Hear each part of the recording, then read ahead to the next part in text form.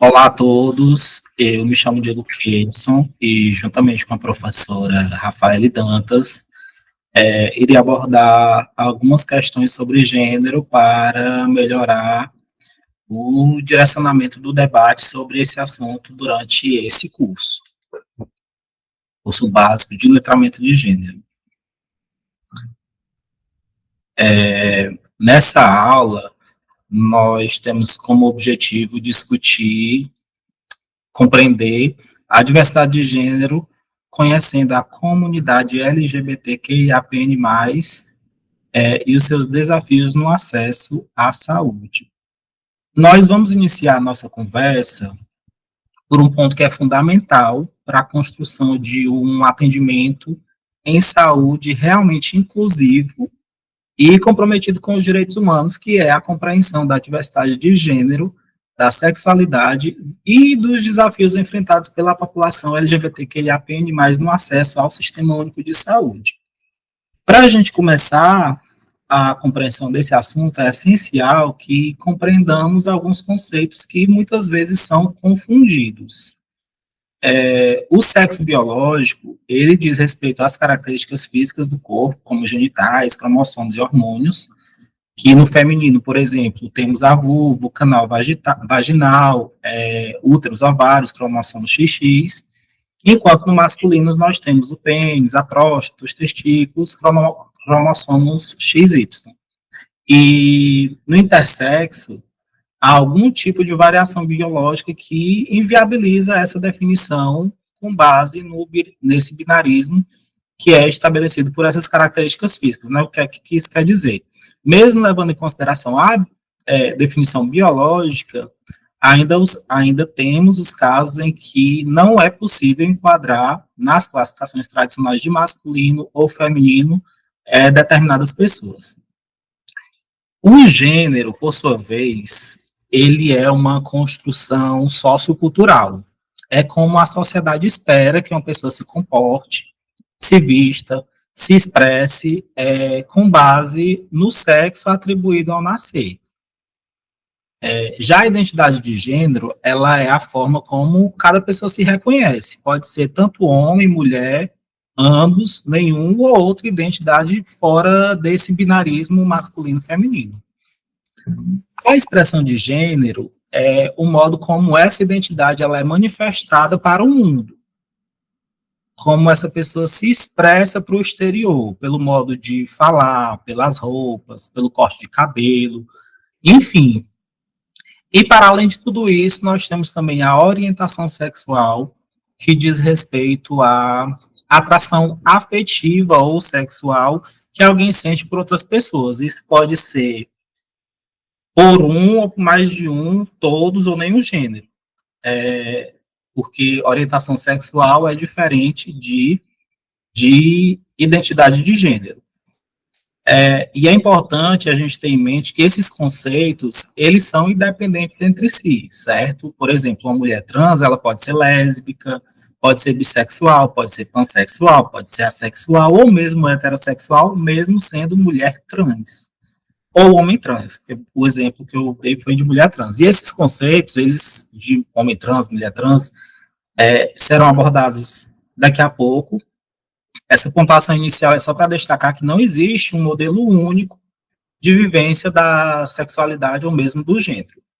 Tendo em mente esses conceitos, agora a gente vai compreender melhor a diversidade, que a gente vai entender que para compreender melhor a diversidade, também é necessário reconhecer os tipos de violência que essa população enfrenta diariamente na sua rotina.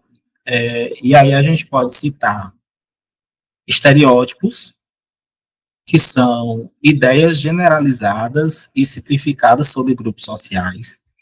Temos os estigmas, que é marca social negativa associada a alguém que não se encaixa nas normas. Temos o preconceito, cuja definição é o julgamento baseado em estigmas e desinformação. Para além do preconceito, temos a discriminação, que se apresenta quando o preconceito se transforma em ação, como uma forma de prática excludente, e temos a violência, que ela é expressada de várias formas, tanto na forma física como verbal ou mesmo institucional ou simbólica.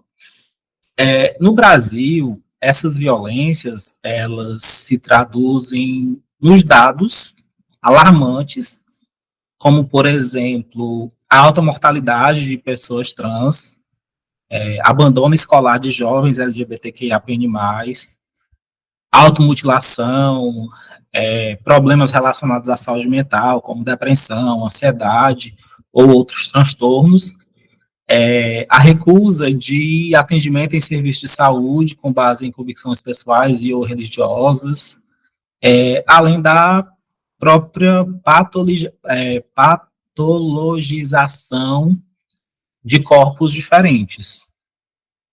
Tá, Diego, mas o que é que significa a sigla LGBTQIAPN+. Vamos tratar sobre ela agora. Muitos, vocês já devem conhecer algumas dessas siglas, outros poucas siglas, porque é uma sigla bem extensa, né? Que eu vou explicar para vocês também como foi que ocorreu essa evolução de aumento dessas siglas, até algumas brincadeiras que falam que daqui a pouco vai estar o alfabeto todinho. Mas para compreender melhor a diversidade que essa sigla abrange, preciso ter em mente que essa sigla, ou a evolução dessa sigla, ela serve como uma espécie de guarda-chuva para representar a pluralidade de existências que existe na sociedade. Que isso vai além da própria identificação da letra, do que representa cada letra nessa sigla. Aqui a gente vai falar agora o que cada uma dessas identidades significa e como essas vivências elas se expressam na sociedade para que, em um outro momento, a gente consiga identificar melhor quais são os desafios que essas pessoas enfrentam, especificamente no campo da saúde. O L, ele representa as lésbicas, é a letra que representa as lésbicas, que são as mulheres que sentem atração afetiva, romântica ou sexual por outras mulheres. Isso inclui mulheres cisgênero nasceu e se identifica com o sexo biológico, e mulheres trans, que é que não se identifica com o sexo biológico, identidade de gênero. E ser lésbica não se resume à orientação sexual, diz respeito à própria vivência política de enfrentamento ao machismo, de enfrentamento à invisibilidade no campo da sexualidade feminina também. Já a letra G diz respeito aos homens que se relacionam afetivamente ou sexualmente com outros homens, e geralmente esse termo também pode ser usado como guarda-chuva, tal como a própria sigla geral, para todas as pessoas que são homossexuais, mas é comumente relacionado a homens. O que é que isso quer dizer? Que no popular, socialmente falando, dentro da própria comunidade, inclusive, a sigla G, embora seja direcionada para homens que se relacionam afetiva ou sexualmente com outros homens, ela também acaba abarcando toda e qualquer pessoa homossexual. O B diz respeito, LGB, o B diz respeito a pessoas bissexuais, pessoas que sentem atração afetiva e ou sexual por mais de um gênero. Isso não significa que a pessoa é confusa, ou é um meio termo, ou está em cima do muro, que ainda há quem faça esse tipo de associação, né? A bissexualidade, ela é uma identidade legítima e ela pode se manifestar de diferentes formas ao longo da vida, independente de quem a pessoa se relaciona no momento. Não é porque a pessoa que se identifica como bissexual e está se relacionando com uma pessoa do mesmo gênero que ela vai ser homossexual. Ela se identifica como bissexual, então assim ela deve ser. Bem como, se eventualmente essa mesma pessoa se relacionar com uma pessoa do sexo oposto, ela não vai ser heterossexual, vai continuar sendo bissexual. Isso não interfere na identificação sexual que ela tem. A sigla T. A sigla T, ela representa travestis e transexuais. E aqui cabe a gente fazer uma distinção entre as terminologias. Travesti diz respeito à identidade de gênero que ela é presente, sobretudo, na América Latina, especialmente no Brasil, que ela é vivenciada por pessoas que são designadas do sexo masculino quando nascem, biologicamente falando, mas que elas não se reconhecem como homens e constroem um corpo e uma vivência feminina travesti. É uma identidade com forte carga política, um histórico de resistência e, em determinado momento social, era utilizado de forma pejorativa. E aí a comunidade, essas pessoas se apropriaram do termo como luta política histórica, como um mecanismo de resistência, de luta social, e se apropriaram do termo para, de fato, utilizarem como uma identidade de gênero, propriamente dita. Já os transgêneros, na verdade, ou pessoas trans, pode-se falar do só trans também, são aquelas cuja identidade de gênero ela não corresponde ao sexo que foi designado ao nascer, o sexo biológico. Isso inclui tanto mulheres trans, como homens trans, como pessoas também não binárias, que a gente vai ver daqui a pouco. O reconhecimento da identidade trans, ele é um direito. Não depende de cirurgia, como muitas pessoas acham, só é trans depois que fizer a transição, a transgenitalização, que se fala, né, que é a cirurgia de alteração de sexo biológico. Não precisa ter tratamento hormonal, ter alteração do registro civil, não. É identidade de gênero. Se a pessoa se identifica como sexo masculino, por exemplo, mas nasceu biologicamente com a genitália feminina, ela pode se autodeclarar transgênero, transexual, e com outro gênero a mesma coisa. Acho que eu consegui ser bem claro nessa diferenciação. A letra Q, ela representa um termo que vem do inglês que significa que fala queer, que é um termo que foi ressignificado pela comunidade e ele inicialmente ele era utilizado como ofensa, como algo desviante, algo estranho, mas hoje queer é usado por pessoas que se recusam a se enquadrar em categorias fixas de gênero ou de sexualidade. É também uma identidade política que desafia a normatividade e questiona aquelas caixinhas que a sociedade geralmente tende a querer encaixar uma pessoa. O I diz respeito a pessoas intersexo, que são as pessoas que nascem com variações nas características sexuais corporais, a genitália, cromossomos, hormônios, que não se enquadram nas definições típicas de masculino ou feminino.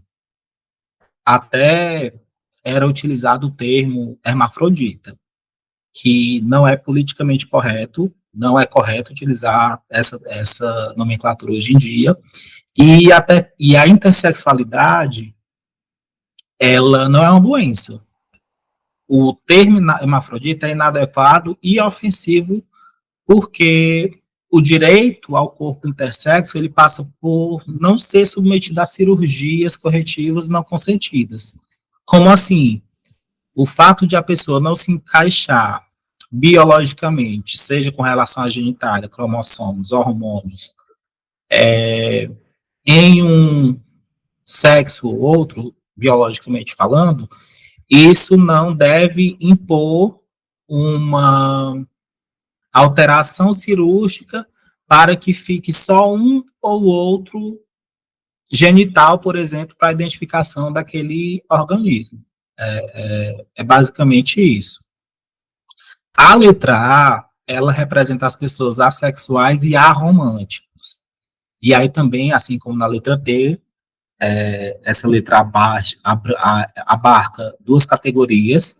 Os assexuais são pessoas que não sentem atração sexual por outras pessoas, ou que sentem, mas com pouca frequência, e isso não significa falta de afeto, falta de amor, falta de vontade de vínculos. Elas só não sentem atração sexual, e tudo bem. Já os aromânticos, as pessoas aromânticas, são pessoas que não se sentem, que não sentem ou sentem pouca atração romântica, mas podem ou não desejar ter relações afetivas. Essas vivências sociais, elas são desafios que todo mundo precisa a sociedade exige, né, que todo mundo precisa de um par romântico sexual para ser feliz. Não necessariamente. As pessoas aromânticas, elas também têm o direito de se expressar na sociedade como alguém que ou não sente atração romântica por ninguém ou sentem pouca e está tudo bem também. Ambas essas identidades, elas também fazem parte da pluralidade humana e precisam ser igualmente respeitadas como qualquer outra. LGBTQIA. Vamos para a próxima letra, letra P. A letra P diz respeito às pessoas pansexuais. Diego, quem são essas pessoas pansexuais? As pessoas pansexuais são as pessoas que sentem atração por outras pessoas, independentemente do gênero ou da identidade de gênero. E aí, só para vocês entenderem, esse prefixo pan, ele vem do grego, ele tem a origem grega e significa tudo. Ou seja, as pessoas pansexuais, elas podem se atrair por homens, mulheres, pessoas não binárias, travestis. E a pansexualidade, ela muitas vezes ela é confundida com a bissexualidade. Mas a diferença entre a bissexualidade e a pansexualidade está justamente no foco menos centrado em gênero, como critério de atração. Como assim? O bissexual, ele se atrai tanto para o masculino como para o feminino. Já o pansexual, ele não está interessado no gênero. Se é homem cis, se é mulher cis, se é trans, se é binário, se é não binário, se é travesti, se não ele não leva em consideração esse ponto. E essas são as pessoas pansexuais, que a atração afetiva que elas possuem ou sexual, elas não diz respeito, não tem qualquer correlação direta com o gênero ou identidade de gênero do outro indivíduo com quem for se relacionar. LGBTQIAPN. O N diz respeito às pessoas não binárias ou não binárias, que tende a utilizar um gênero neutro, né, para não levar nem para o gênero masculino nem para o gênero feminino. Por quê? Porque não binárias, as pessoas não binárias são as que não se identificam exclusivamente como homem ou como mulher. Algumas pessoas não binárias, elas se reconhecem entre os gêneros, ora dentro do gênero, ora fora do gênero, ou flutua entre expressões diferentes. Esse tipo de identificação de gênero não binária, ela é legítima como qualquer outra, e ela pode ser apresentada ou nomeada de várias formas. O mais comum de se ouvir, para além do próprio não binário, gênero fluido, agênero, demi-boy, demi-girl, são as variações que geralmente são utilizadas pela letra N e estão abarcadas dentro da comunidade nessa sigla N.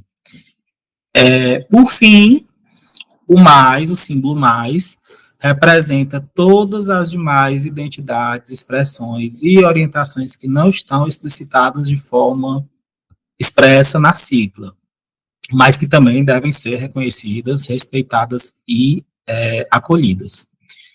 E aqui é importante destacar que todas essas identidades, elas não são invenções recentes, muito embora a inclusão de determinadas letras à sigla, historicamente, tenham se apresentado de forma mais recente,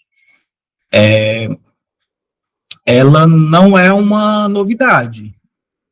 Ela vem de uma construção de uma luta histórica, social, política, que ao longo da história foi silenciada por várias questões de cunho religioso, de cunho misógino, de cunho preconceituoso, enfim.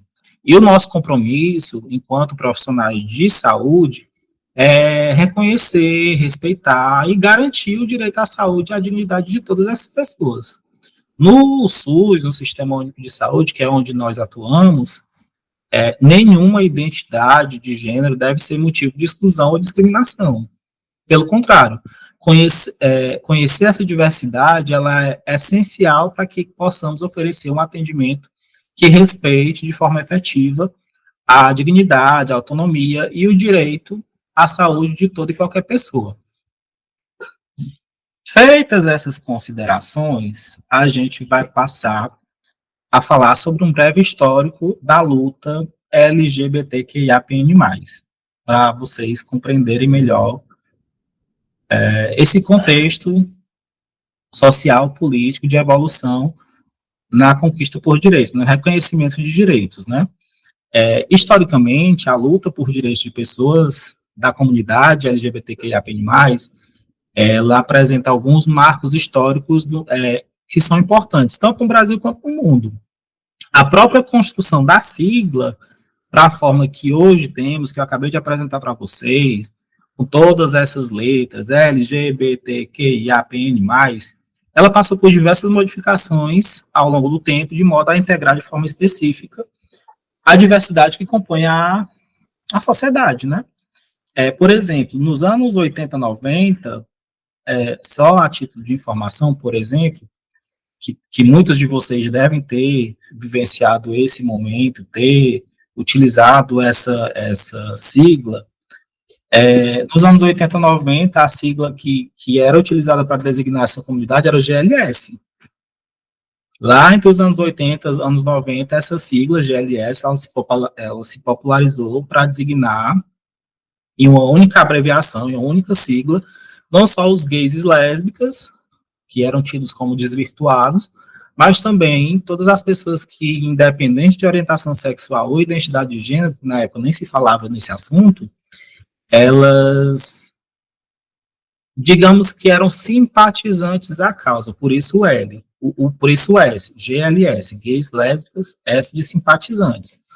Todas as pessoas que eram solidárias, simpatizavam a essa diversidade, ela passou a integrar essa designação de uma forma bem ampla.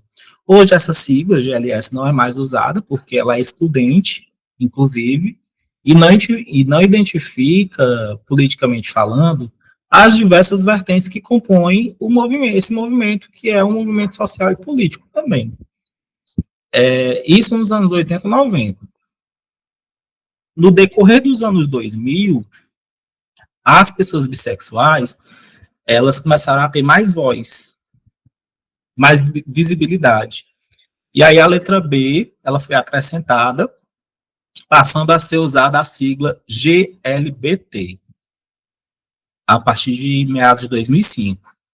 Essa visibilidade dos bissexuais, a partir de 2000, foi criando corpo, e em 2005 a sigla GLS já passou de ser utilizada e começou a ser usada GLBT. 3 anos depois, mais ou menos, em 2008, o governo federal promoveu uma conferência nacional, e nessa conferência foi decidido o uso da terminologia LGBT, que é a inicial da sigla que a gente tem hoje.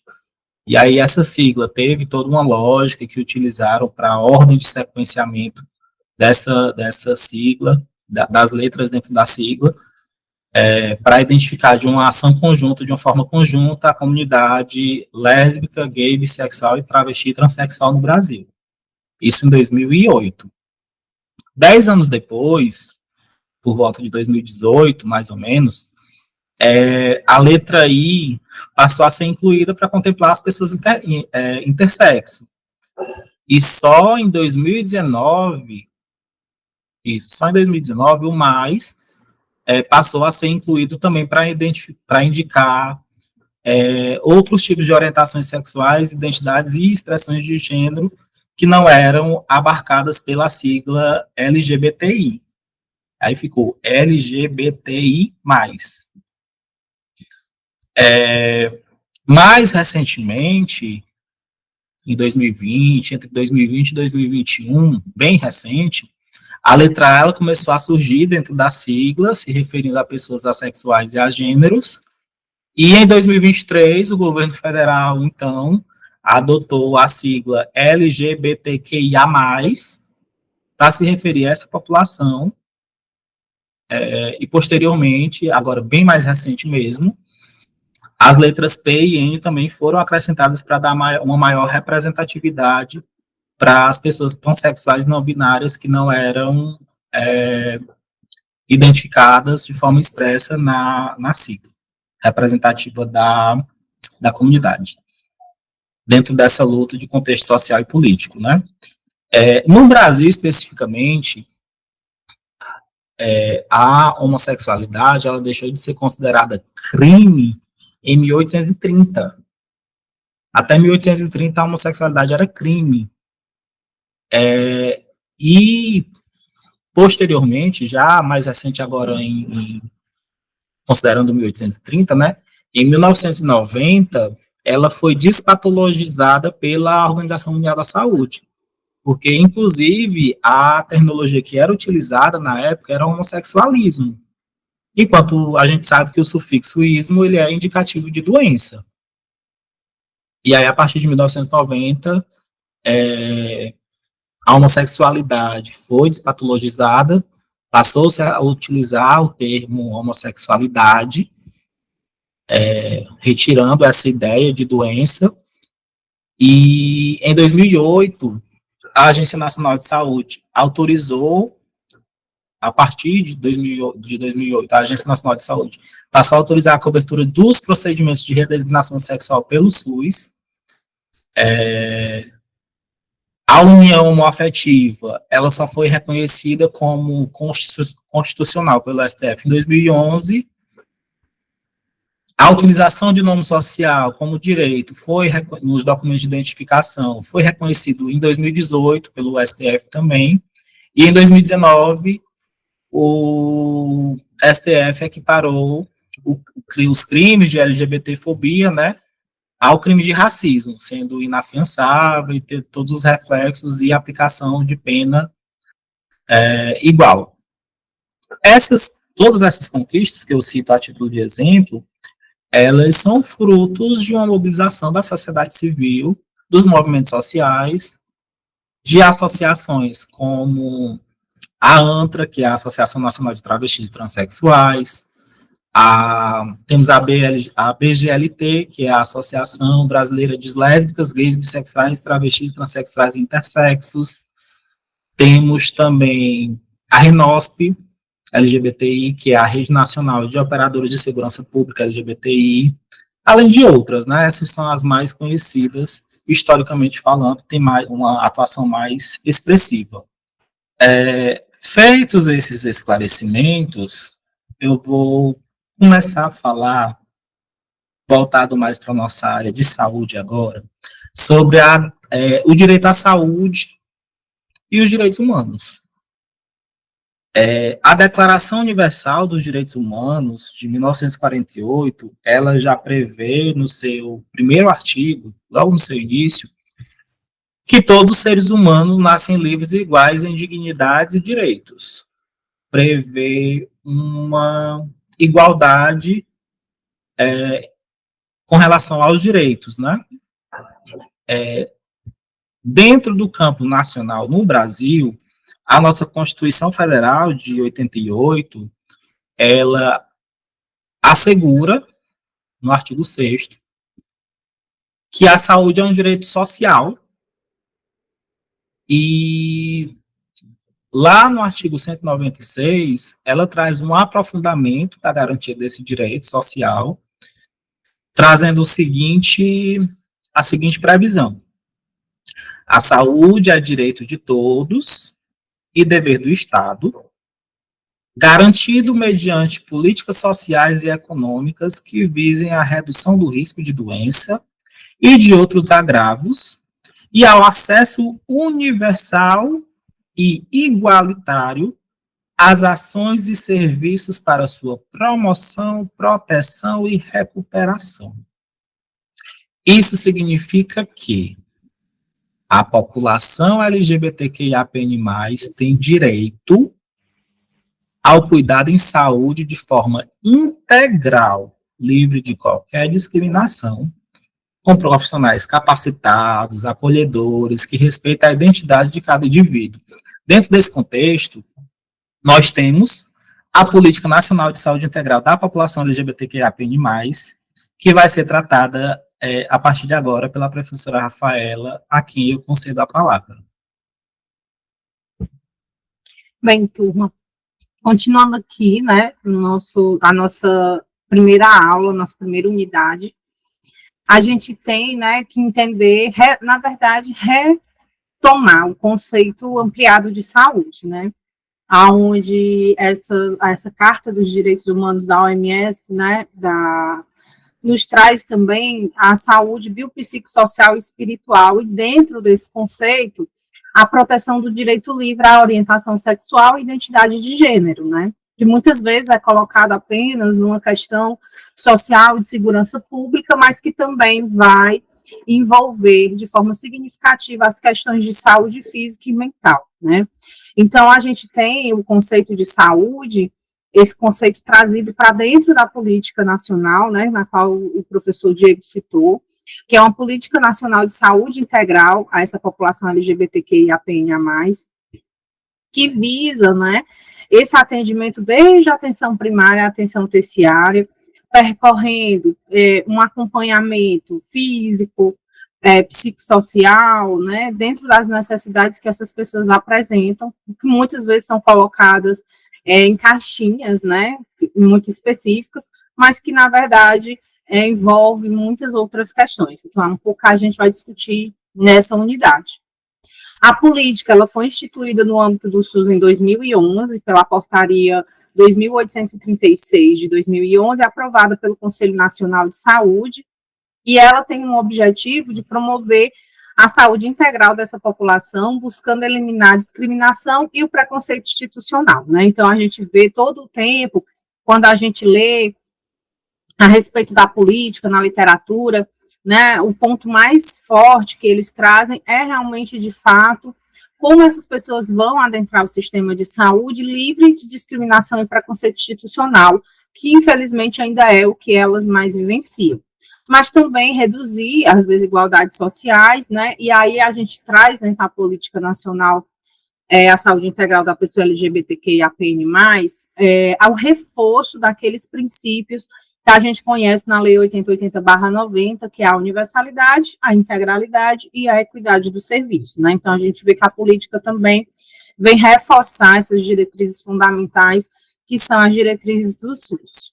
A política, ela coloca a identidade de gênero e a orientação sexual como determinante social, né? Então, ele entende que dentro dos nossos atendimentos dos serviços de saúde, essa identidade de gênero e orientação sexual devem ser entendidas como determinantes sociais e, por isso, devem ser consideradas dentro do processo de acompanhamento de saúde dessa pessoa, e coloca que essa identidade de gênero e essa orientação sexual devem ser autodeclaradas, autorreferidas pelo usuário de saúde, né, e não interpretada, né, como costumeiramente a gente vê nos serviços, né, não deve ser interpretada pelo profissional por uma questão estética, né, ou uma questão ideológica que esse profissional tem, né. Então, é sempre ético e de bom tom que a gente pergunte ao usuário de saúde qual a identidade de gênero e a orientação sexual ele se identifica, né, e registrar de fato e atendê-lo dentro do que lhe é autodeclarado. A gente sempre fala, né, tá na dúvida? Pergunte à pessoa como ela gosta de se relacionar ou de ser tratada com o mundo, né, dentro das suas vivências e das suas experiências. Então, muitas vezes, o profissional de saúde, ele tem esse receio, né, de perguntar, e a melhor opção ainda é, de fato, né, fazer com que esse paciente diga para a gente como é que ele gostaria de ser tratado, né, incluindo também a questão que o professor Diego já trouxe do nome social, que ainda, apesar de estar aí já há muito tempo, né, essa questão do direito ao nome social, no cadastro, no atendimento, a gente sabe que esse ainda é um desafio a ser enfrentado, né. A política, ela traz algumas diretrizes estratégicas, né, ela traz 4 diretrizes macro. A primeira, a gente tem a educação permanente, é necessário ainda a gente ter esses momentos, né, de educação permanente que vocês estão vivenciando aqui agora, nesse espaço, né, da Escola de Saúde Pública, mas também a gente tem outros âmbitos, outros cursos, né, também outras plataformas. Então, SUS traz essa necessidade do profissional estar vivenciando as experiências de educação permanente dentro desse tema, da identidade de gênero, né, da questão da orientação sexual, até como uma forma de sensibilizar os profissionais de saúde em relação a essa temática dentro da rede de assistência, né, porque a gente sabe que ainda é uma temática que muitos profissionais desviam ali, para não ter contato direto com esse assunto por questões morais, né, ou valores pessoais. Tem também um eixo de gestão pública, né, que vem fomentar o gestor tanto a ofertar essa educação permanente, mas também a organizar essa rede, né, onde essa pessoa vai perpassar, desde a atenção primária, a atenção especializada, sistema regulatório, financiamento desses serviços, né, então ele convida também a gestão pública a pensar estratégias no sentido de melhoria do acolhimento e da implantação dessas diretrizes. O combate à discriminação, né, como a gente falou, a política ela se debruça muito em relação a essa necessidade que nós ainda temos, né, da descriminalização, da redução ou até mitigação, até realmente zerar esse preconceito dentro do serviço de saúde. A gente sabe que isso é uma construção também cultural, né, então a gente só consegue desmistificar determinadas ideias falando sobre isso de forma constante, né, nos espaços coletivos, como o Conselho Municipal de Saúde, a própria unidade básica, né, fazendo movimentos sociais ou mesmo fortalecendo movimentos já existentes nos territórios. Então, a política, ela traz muito essa questão da discriminação, da necessidade desse enfrentamento, né, e a promoção e vigilância em saúde, né, a promoção de saúde, ela vai estar aí muito atrelada ao combate à discriminação, né, e é um caminho, né, que na verdade elas estão juntas, atreladas, e a promoção da saúde, ela pode ser construída no nosso dia a dia dentro dos serviços, né.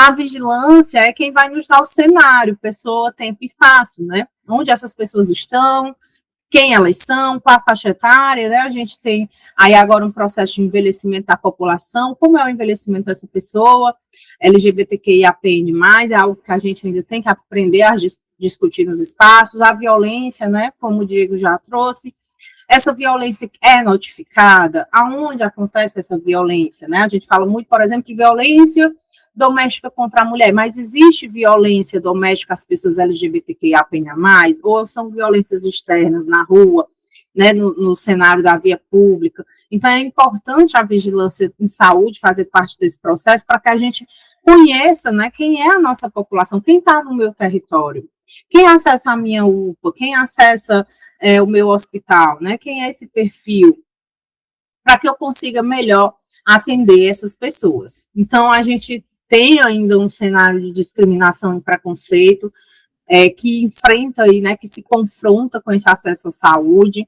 A gente tem, em especial, as pessoas travestis, transexuais, tanto homens como mulheres trans, né, eles são frequentemente mais hostilizados, e essa hostilização, ela vem do serviço de saúde, muitas vezes da família, acontece no espaço escolar com as crianças e adolescentes, em espaços públicos, né, então a gente vê que essas pessoas ainda vivem em uma sociedade, né, que aponta, que discrimina, que exclui, e essas violências, né, que acontecem nas instituições, nos ambientes domésticos, né, ou de espaços públicos, elas são, em sua maioria, violências psicológicas, né, a gente sabe que a violência psicológica, ela é mais frequente, mais motivada, e elas se acarretam, são subsequenciadas aí pela violência física, né, inclusive a gente teve um caso que é muito simbólico aqui no nosso estado, né, da Dandara, que é um caso que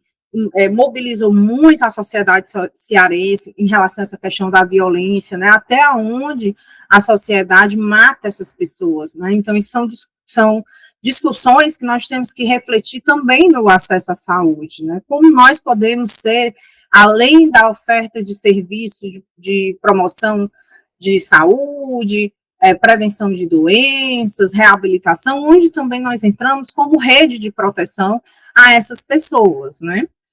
E aí a gente precisa entender que essa trajetória, que muitas vezes é uma trajetória de preconceito, uma trajetória de violência, ela vai desfechar em problemas de saúde, né? E aí a gente pode pontuar, a literatura traz para a gente que os sofrimentos mais frequentes são a depressão, né, o processo de automutilação, principalmente na faixa etária da adolescência, ali, o adulto jovem, né, que está se encontrando na sua personalidade, o seu espaço social, mas temos também as tentativas de suicídio, né, então esses são um perfil, um público suscetível, vulnerável a esse perfil de agravo e requer que o sistema de saúde tenha a atenção redobrada para isso, né.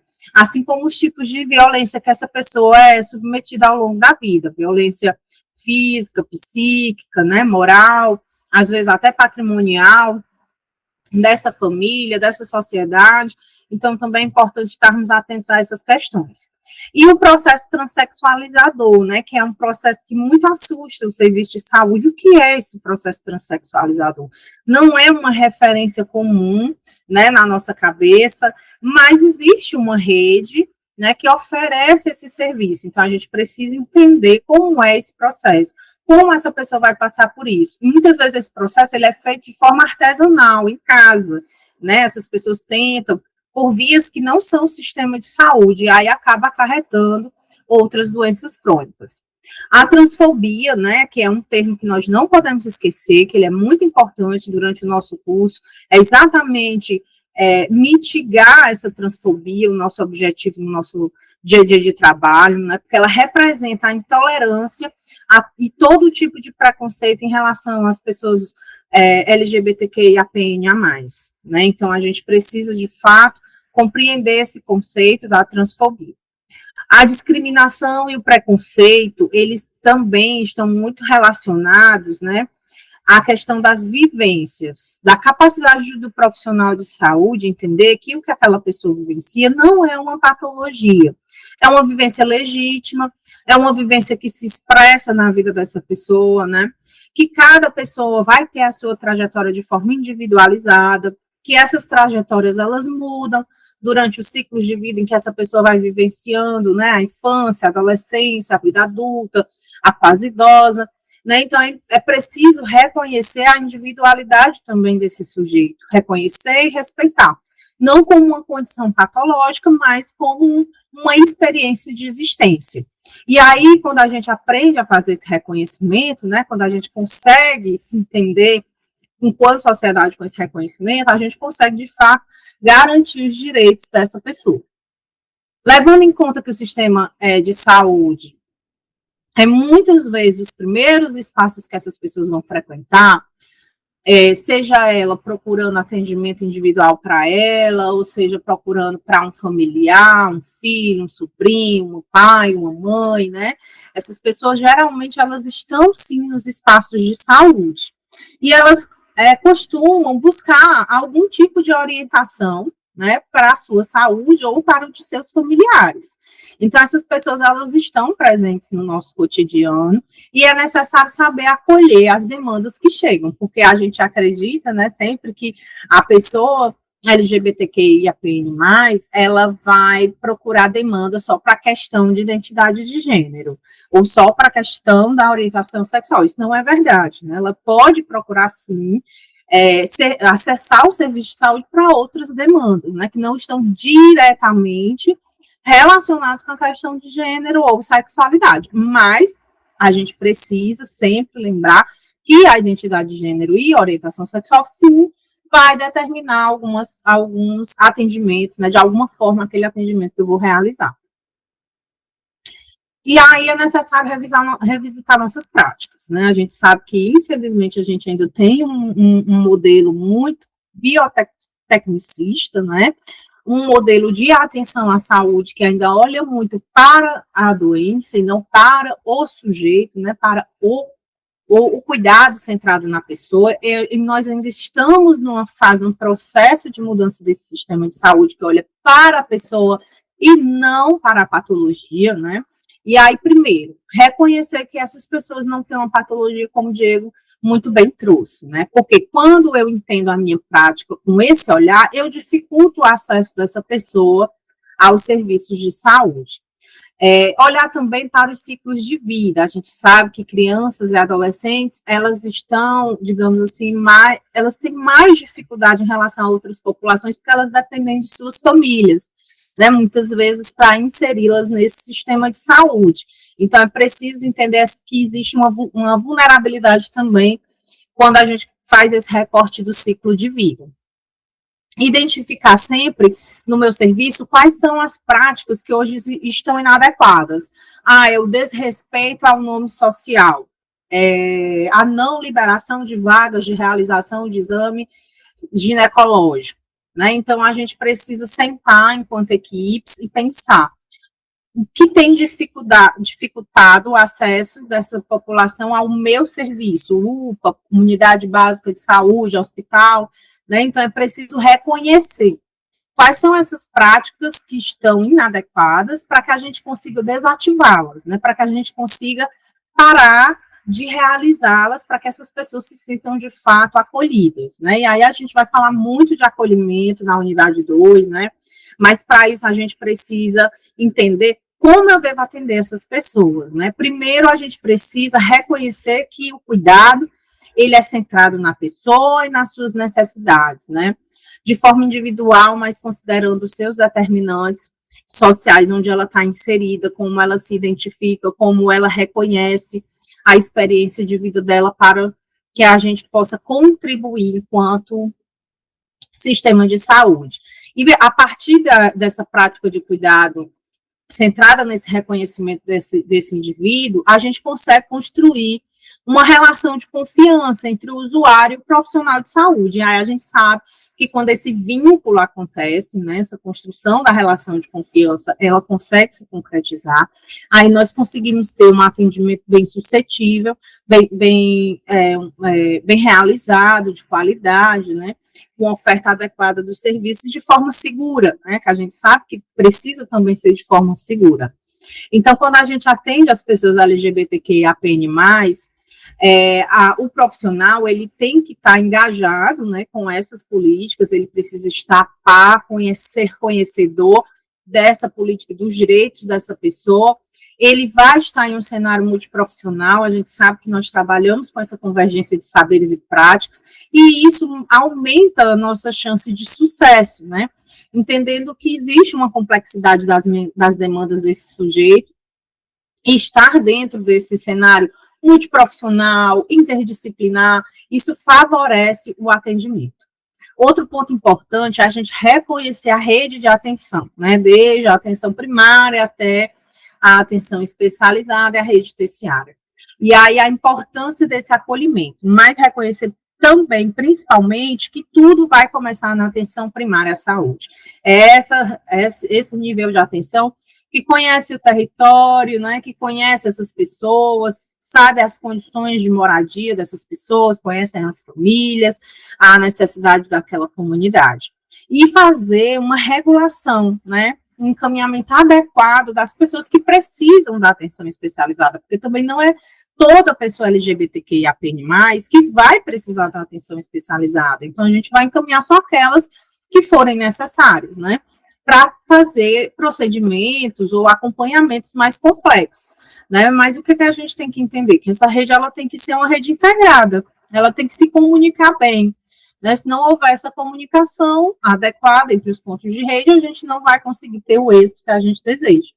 Então, mesmo quando já se realizam modificações corporais ou cirurgias de redesignação sexual, mesmo quando a pessoa não precisa dessas modificações, ou quando precisa, ela tem indicação de realizar exames de tratamentos para problemas habituais. Então, assim, nem toda pessoa trans vai precisar dessa modificação corporal, vai desejar fazer uma cirurgia, né? E aí a gente precisa aprender a reconhecer outros problemas de saúde que essa pessoa possa ter, né? Não, é uma pessoa que ainda precisa de um acompanhamento ginecológico, é uma pessoa que ainda precisa de um acompanhamento de urgência e emergência para uma arbovirose, né? Então, a gente precisa entender que essas pessoas continuam tendo problemas de saúde habitual e que também precisam de acompanhamento para esse cenário.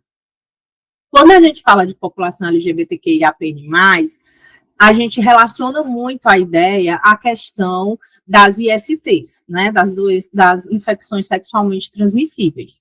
E aí, essas ISTs, a gente vai meio que estigmatizando esse grupo social, né, porque entende que o único problema de saúde que essas pessoas vão estar relacionados aos aspectos da vida da sexualidade, né, e esquece que essas pessoas podem estar sendo acometidas por outras doenças, como as doenças crônicas, hipertensão, diabetes, asma, tireoidismos, né, e também por doenças de caráter agudo, né, então a gente precisa se aproximar dessa população para que eles consigam também fazer o acompanhamento, né, desses outros agravos à saúde que pode acontecer nela, como acontece com qualquer outra pessoa da população, mas às vezes por conta do preconceito, do estigma, essas pessoas se afastam do sistema de saúde. Então, qual é o nosso papel enquanto profissional de saúde da rede do SUS, que pode ajudar a aproximar essas pessoas no meu sistema, né?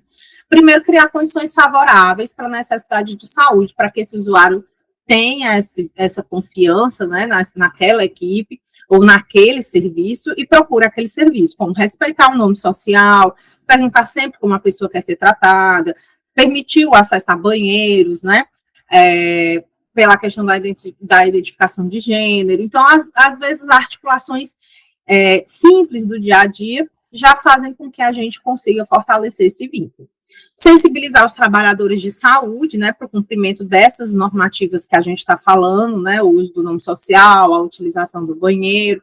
A gente sabe que os valores culturais estão intrínsecos nas pessoas, inclusive os trabalhadores de saúde. Então, é preciso, né, construir uma cultura de aceitação dessas leis, de entender que aquele usuário de saúde, né, é um usuário de saúde que tem uma identificação de gênero e que isso não muda nada em relação ao atendimento que eu vou oferecer, ao serviço de qualidade que eu devo ofertar ali naquele momento, né? Então, a gente precisa sensibilizar os profissionais para esse entendimento, porque nós vivemos numa sociedade muito patriarcal, né, com alguns valores de aceitação complexos, então a gente precisa muitas vezes trabalhar de fato essa cultura, né, do próprio trabalhador que está ali prestando serviço, para que a gente consiga desmistificar, né, alguns conceitos que estão aí na sociedade.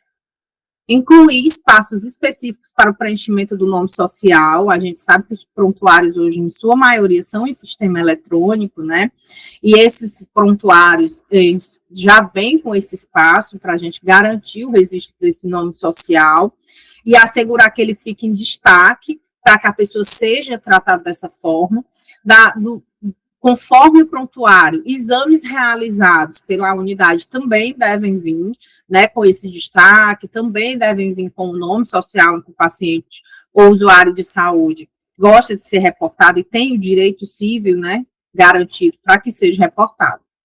Fomentar a cultura, como a gente já falou, né, de respeito à diversidade e às expressões de gênero, de modo que os usuários dentro da unidade de saúde sintam-se confortáveis. Então, a gente pode fazer rodas de conversa, a gente pode levar esse âmbito de discussão para o nosso Conselho Municipal de Saúde, a gente deve tratar esse tema em todos os espaços que nós tivermos oportunidade, né, como uma forma realmente de entender quais são os desafios que nós ainda temos para garantir um atendimento equitativo, de qualidade para essa população, né? Então, a gente precisa trazer essas reflexões com a participação social, né? Não deve ser feito só no âmbito dos trabalhadores ou da gestão pública, mas também, né, dessa participação social dessa comunidade no entorno disso. E em caso de internações, né, que a gente sabe que nem sempre a gente consegue resolver todos os problemas a nível de atenção primária ou a nível de atenção especializada ambulatorial. Muitas vezes nós vamos estar com esses pacientes nos ambientes hospitalares, né? É importante que a pessoa seja alocada em enfermarias compatíveis com a sua identidade de gênero, né? Isso respeita a identificação do usuário, as suas experiências, as suas vivências, né? Isso traz mais conforto para ele durante a internação, favorece a desinternação, né? Pela melhoria, para que o paciente se ajude, né, também a receber aquele tratamento. Então, uma das opções que a gente tem também é essa. A gente tem também, né, que geralmente os usuários chegam à unidade de saúde, os que desejam fazer mudanças corporais, procedimentos de modificação hormonal, né, muitas vezes eles iniciam esse procedimento por conta própria. A gente sabe que esse não é o adequado, mas muitos fazem isso porque não se sentem a abertura dentro do sistema de saúde para fazer essa hormonização, né, tanto homens como mulheres trans. Então, a gente acaba tendo a aplicação de silicone industrial, né, por profissionais que não são profissionais com qualificação para isso, acaba fazendo aquisição de anabolizantes, né, em academias, com acesso fácil, muitas vezes anabolizantes de origem animal, de uso veterinário. Então, para evitar esse tipo de situações onde o próprio indivíduo vai buscar uma forma, né, de fazer essa hormonização de forma inadequada, é preciso que o serviço conheça a rede de encaminhamento adequada para esse procedimento e que ele divulgue, né, divulgue para essa comunidade, olha, nós temos esse serviço a nível de SUS, é um serviço com acompanhamento da atenção primária, da saúde da família, dos especialistas no âmbito X e YZ, né, então é importante que a gente divulgue a essas pessoas que existe uma forma adequada, até que existe uma forma adequada, né, porque muitos talvez nem sabem, nem estão preparados para, né, nunca foram orientados que existe uma forma adequada de fazer essa mudança corporal, né, e aí muitas vezes tentam caminhos que não são seguros, né, e que também essas pessoas têm direito a um acompanhamento contínuo, né, de saúde, de um olhar integral para essa mudança corporal. Então, na nossa rotina de trabalho, a gente vai se deparar com muitos casos, tanto dessa mudança da hormonização feita de forma, digamos assim, doméstica, né, mais caseira, mais primária, mas a gente também vai ter muitos eventos relacionados à questão da automutilação, tentativa de suicídio, depressão, né, decorrentes desse sofrimento psíquico que essa pessoa sofre por estar sofrendo preconceito, ou bullying na escola, ou a não aceitação da família, ou não conseguir se inserir no mercado de trabalho, né, pela sua questão de identidade de gênero. Então, a gente também precisa, dentro das nossas rotinas, aprender a reconhecer, né, a observar sinais no braço, em outras regiões do corpo, né, durante uma avaliação física, porque essas pessoas, infelizmente, estão mais suscetíveis a isso.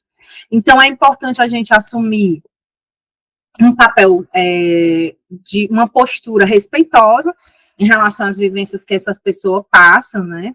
E tá ali despido, né? Eu sempre gosto de dizer, se despir do julgamento, né? Se despir do meu valor individual para me vestir de uma postura profissional que acolhe, que escuta, que faz um apoio, né, que respeita a construção identitária que aquela pessoa escolheu para a vida dela, né, e aí também apoiar essas famílias, né, ou acompanhantes. A gente sabe que existem muitas famílias que são muito rígidas, muito fechadas, né, com a cultura muito enraizada, às vezes em preconceitos, e acaba se perdendo os laços com esses usuários. Então, a gente precisa observar todas essas questões que estão em torno, né, não com uma intenção de invadir a privacidade do outro, né, mas de apoiá-lo. Então, existem limites também. Por exemplo, você não vai ficar fazendo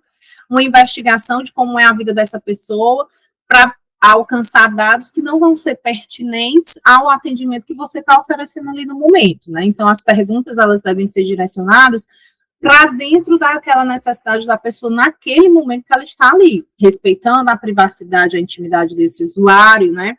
Respeitando esse corpo físico quando você for fazer um exame físico, ter a sensibilidade na hora de fazer o toque, e lógico, a gente só vai realizar exame físico, tocar a privacidade, a intimidade desse sujeito quando necessário, né? Se necessário. Então, fazer as avaliações físicas apenas direcionadas à demanda daquele usuário naquele momento. Se possível, até evitar realizar isso na primeira consulta. Por quê? Porque você ainda não tem um vínculo, muitas vezes não conhece aquele sujeito, né? Então, a gente precisa ter também esse entendimento. Qual é o momento certo, né?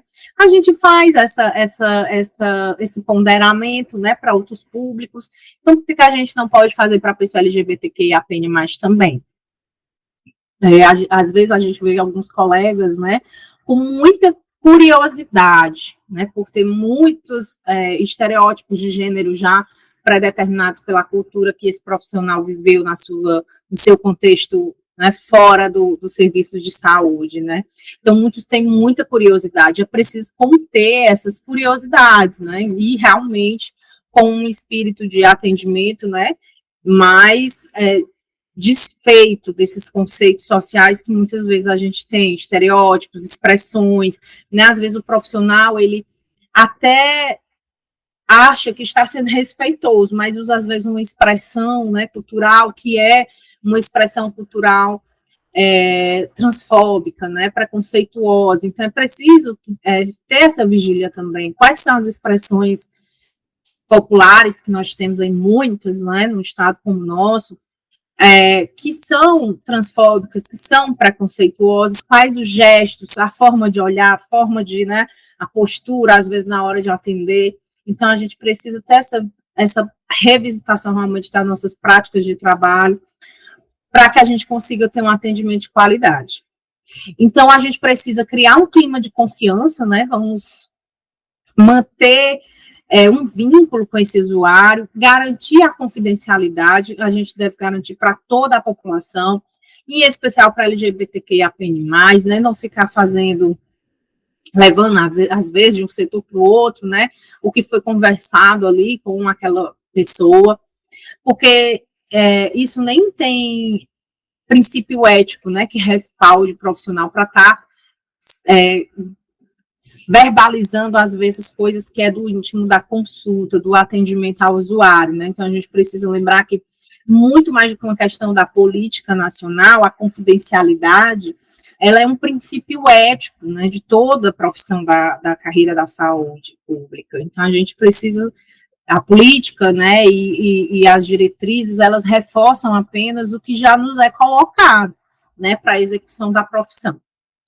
A gente precisa também explicitar claramente as razões da solicitação de alguns dados clínicos, né, a gente tem também essa deficiência, às vezes, de explicar o porquê que a gente está pedindo aquele exame, porquê a gente está fazendo aquela avaliação, a gente precisa explicar para que essas pessoas sintam mais confiança no atendimento que estão recebendo, né? Também é necessário conhecer as terminologias, que é o que nós estamos fazendo aqui no curso, conhecer conceitos básicos, como que é uma pessoa trans, o que é um homem trans, uma mulher trans, né? Então, conhecer essas terminologias básicas, elas são importantes, para que quando o usuário chegue, né, eu já tenha um entendimento do que é aquele conceito que aquela pessoa me traz, e integrar as necessidades particulares do usuário às práticas de educação e aconselhamento de saúde de um modo geral, né, que é aquilo que a gente já falou. Rodas de conversar com a minha gestão, como que a gente pode fazer uma mobilização social naquele sentido. A gente tem muitas datas, né, nos calendários de saúde, de campanhas. Que tipo de campanha a gente pode fazer também para abordar esse tema, né? Então, existem várias estratégias que a gente pode estar fazendo, o alcance dessas necessidades individuais e coletivas através da educação em saúde. E aí, para a gente encerrar a nossa aula, esse nosso primeiro momento, esse nosso primeiro contato virtual, a gente não pode deixar de reforçar com vocês a necessidade de pensar espaços de diálogo. Dentro do meu dispositivo de saúde, eu estou na UPA, eu estou na unidade básica, eu estou numa policlínica, um centro de reabilitação, que espaço eu tenho ali para falar sobre esse tema com a minha população, né? Independente da orientação, do gênero, da religião, da cor, da pele, qual espaço de diálogo eu tenho criado com a minha comunidade, as pessoas que eu atendo ali, com os meus colegas de trabalho, né? Então, é importante falar. Quando a gente fala, a gente sensibiliza, né? A gente pensa, a gente reflete, a gente consegue melhorar o serviço. Lembrar-se de conceitos básicos que a gente tem dentro das políticas públicas e da política nacional da pessoa LGBTQIA+, né, que é a justiça social, o que é equidade, o que é universalidade de direitos humanos, né? Quando a gente se reforça desses conceitos, né, a gente consegue mitigar as situações de desigualdade. É importante também conhecer a política de atenção integral para o pessoal LGBTQI mais na íntegra, e nós vamos deixar o arquivo para vocês como material complementar de estudo dessa aula, né, para que vocês compreendam melhor os direitos sociais dessa população, para que vocês se sensibilizem ao reconhecimento das diversidades, né, da identidade de gênero e sexualidade, e a gente vai aí continuar nas próximas unidades trabalhando nesse tema, né, para assegurar um atendimento mais humanizado, né, para que a gente consiga ali alcançar a diretriz da redução do preconceito e discriminação a essa população, né, e a gente conta com vocês, a gente vai continuar as nossas aulas, né, as nossas unidades de aprendizado, ao decorrer aí do nosso curso, dizer que esse é só o primeiro momento que nós estamos juntos, e nós vamos seguir, Diego, eu e vocês, nessa jornada, falando um pouquinho mais depois de acolhimento, né, de outros temas, nos nossos próximos encontros, tá? Até breve, turma. É isso, a gente se encontra na próxima unidade, nos fóruns de discussão, no campo EAD, e até a próxima. Um tchau a todos.